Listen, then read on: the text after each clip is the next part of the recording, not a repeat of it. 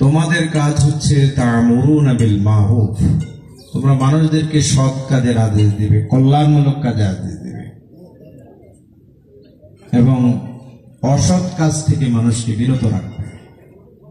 এটা জামাত ইসলামী বা আপনি যিনি ভালো কাজ করেন অথবা অন্য কোনো গ্রুপস অফ পিপল ভালো কাজ করে বা আমরা না করলেও পৃথিবী যতদিন থাকবে, আনটিল অ্যালাইভ দ্য ওয়ার্ল্ড, পৃথিবী যতদিন থাকবে, পৃথিবীর অস্তিত্ব যতদিন থাকবে, আল্লাহ তাআলার ওয়াদা হচ্ছে যে কিয়ামত অবধি অবশ্যই এক গ্রুপস অফ পিপল থাকবে যারা মানুষকে সৎ কাজের আদেশ দেবে এবং অসৎ কাজ থেকে বিরত রাখবে। সুতরাং সেই কাজটি আমরা করার জন্য চেষ্টা করছি। এই কাজটি যখন করতে যাওয়া হয়, স্বয়ং মুহাম্মদ রাসূলুল্লাহ সাল্লাল্লাহু আলাইহি ওয়াসাল্লাম যখন লা ইলাহা ইল্লাল্লাহ মুহাম্মাদুর রাসূলুল্লাহ এই বক্তব্য নিয়ে এসেছিলেন, সমাজের তৎকালীন অধিপতি যারা ছিল এটা মেনে নিতে পারেন নাই।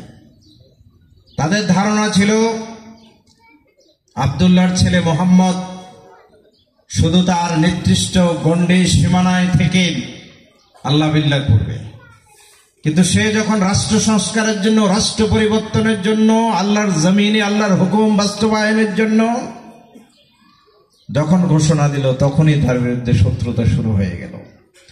তাকে পাগল বলা হলো, তাকে জাদুকর বলা হলো। আমরা জামাতে ইসলামের মানুষরা মসজিদ মাদ্রাসা পর্যন্ত ঠিক ছিলাম।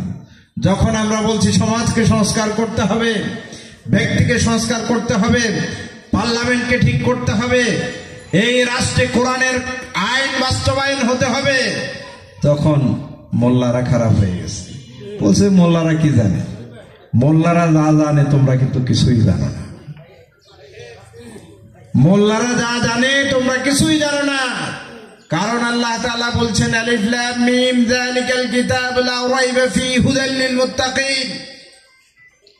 এটি হচ্ছে এমন একটি কিতাব যেটি আল কোরআন, যেটাতে কোনো ধরনের বিন্দুমাত্র সন্দেহ সংশয় নেই। হুদাল লিল মুত্তাকিন, এটা মানব জাতির হিদায়াতের জন্য।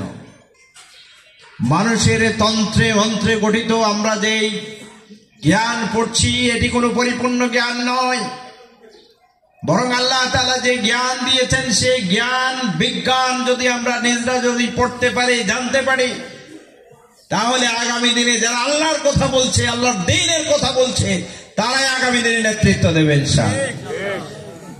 যারা আজকে বস্তা পচা মতবাদ দিয়ে আমাদের ব্রেনকে বারবার ওয়াশ করে নানা তন্ত্রমন্ত্র দিয়ে আমাদের এই সোসাইটিতে, এই সমাজের মধ্যে শান্তি প্রতিষ্ঠার কথা বলছে, আমরা বাংলাদেশের প্রসপেক্টে তো ধরি, এই 54 বছরে আমরা প্রকৃতপক্ষে শান্তি পেয়েছি। যিনি সংসদ সদস্য আছেন তিনি আমাদের খাদেম হিসাবে আসেন না, তিনি আমাদের উপরে শাসক হিসাবে এবং জালিম হিসাবে অবর্বিত হন। তারা আমাদের খাদেম হন না, কিভাবে আমাদের জুলুম নির্যাতন করা যায় এরকম ফন্দি ফিকির করে তাদের ক্ষমতায় কিভাবে টিকে থাকা যায় সেই বিষয়টি তাদের পরিকল্পনা। অথচ ইসলামের পদ্ধতি হচ্ছে যাকে জনগণ নেতা হিসেবে নির্বাচিত করবে সে কখনো শোষক হতে পারে না, সে বরং খাদেম হিসেবে ভূমিকা পালন করবে।